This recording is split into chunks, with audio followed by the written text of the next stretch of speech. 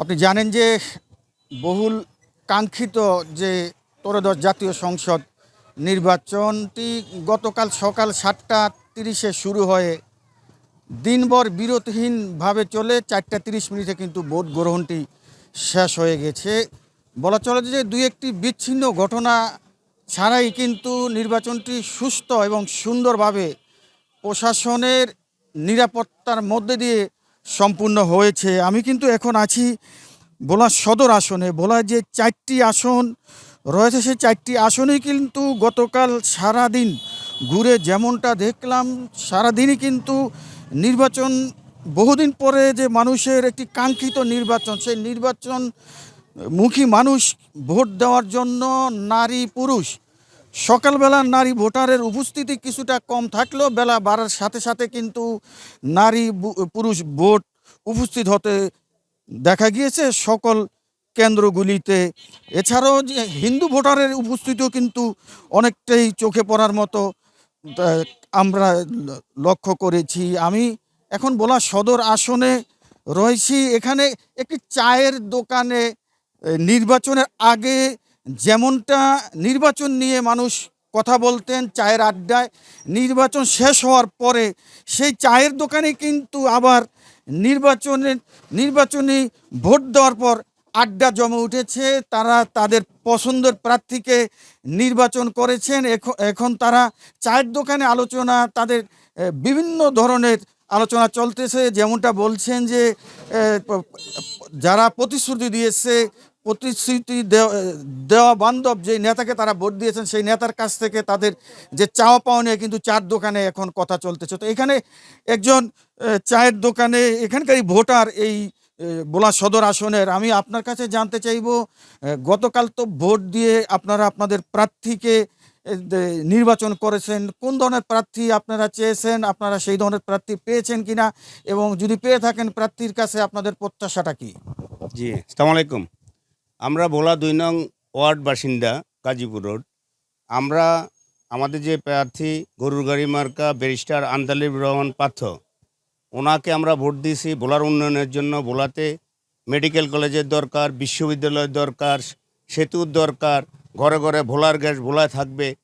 সে এগুলি বলছে আমাদেরকে।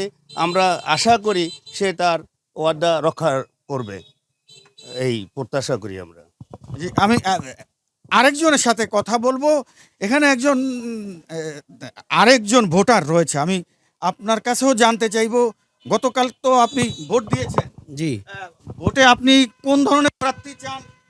আমরা চাই যে আমাদের যারা হিন্দু সংখ্যালঘু তাদের শান্তিপূর্ণ অবস্থান চাই আমরা। এবং উনি আমাদের যে প্রতিশ্রুতিগুলো দিয়েছেন, আমরা স্বতঃস্ফূর্ত সবাই ভোট দিয়েছি। আমরা গরুর গাড়ি মার্কায় ভোট দিয়েছি। আমরা চাই যে ওনার যেই প্রতিশ্রুতি আমাদেরকে দিয়েছেন সেটা যাতে পূর্ণ হয়, সেদিক দিয়ে আমরা তাকে সেভাবে আমরা নির্বাচিত করেছিলাম আর কি।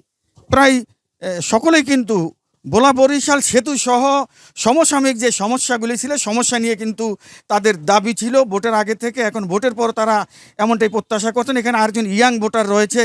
আপনি গতকাল ভোট দিয়ে কোন ধরনের প্রার্থীকে আপনি বাছাই করেছেন, এবং আপনার এই উপকূলীয় জেলা, দ্বীপ জেলা ভোলার প্রার্থীর কাছে আপনার প্রত্যাশা কি? জি, আমরা গাজীপুর রোড ২ নং ওয়ার্ডের বাসিন্দা। যে আমরা ভোট দিয়েছি যাতে আমাদের ভোলা বরিশাল সেতু হয়, মেডিকেল কলেজ হয়, আমাদের ভোলার গ্যাস ভোলাস থাকে, বিভিন্ন কলকারখানা শিল্প বিশ্ববিদ্যালয় হয়, কলকারখানা হয়। এই জন্য আমরা আপনাকে ভোট দিয়েছি। ধন্যবাদ।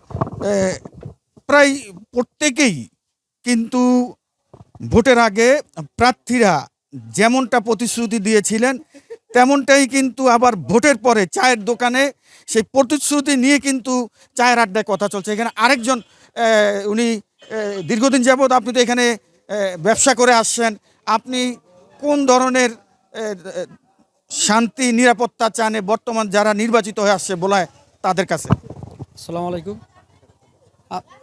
আমরা ব্যবসা করি, তো বলাই আমরা তেমনি এই যে ভালো থাকার চেষ্টা করি, ভালো ফেরাত্তি পেয়েছি, এটাই ভালো ভোট দিতে পারছি, এটাই আমার প্রত্যাশা। আর ভোলা ওই ব্রিজ হওয়ার কথা, তারপরে কলেজ হওয়ার কথা, এগুলি আমার দাবি।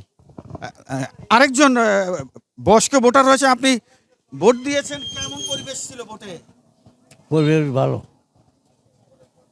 ভালো ছিল, ভোট দিতে পারছি। জি,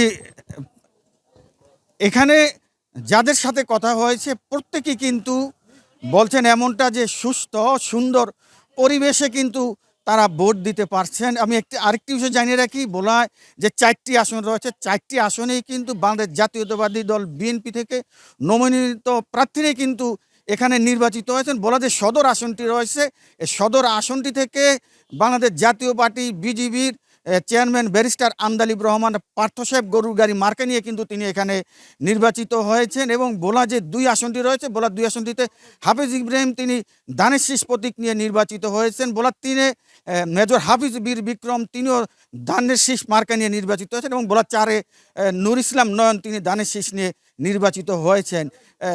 আজকে সকালবেলা থেকে ভোলা ঘুরে যেমনটা দেখেছি, এই যে নির্বাচনে বিজয় হওয়ার পরে বিজয়ী যে মিছিলটি কিন্তু ভোলা 4টি আসনে কত হয়নি, তাদের কেন্দ্রীয় যে নির্দেশ হয়েছে নির্বাচনের পরে বিজয় মিছিল করার বিষয়, তারা বিজয় মিছিল করেন না, কিন্তু প্রত্যেক সংসদ সদস্য তার নিজ নিজ এলাকায় প্রত্যেককে বলে দিয়েছেন সবাই যাতে শান্তিতে বসবাস করে। ভোট শেষ হয়ে গেছে, এখন যারা এলাকা আছে প্রত্যেকেই আমাদের নিজস্ব লোক, সবাই মিলেমিশে একটি আধুনিক ভোলা তৈরি করব, এমনটাই কিন্তু প্রত্যাশা ভোলার জনগণের। এবং যারা সংসদ সদস্য হিসাবে এখানে যারা নির্বাচিত হয়েছেন তাদের কাছেও তারা এমনটাই প্রত্যাশা করেন। তো এই ছিল ভোলা থেকে নির্বাচনের পরবর্তী আমার সর্বশেষ খবর।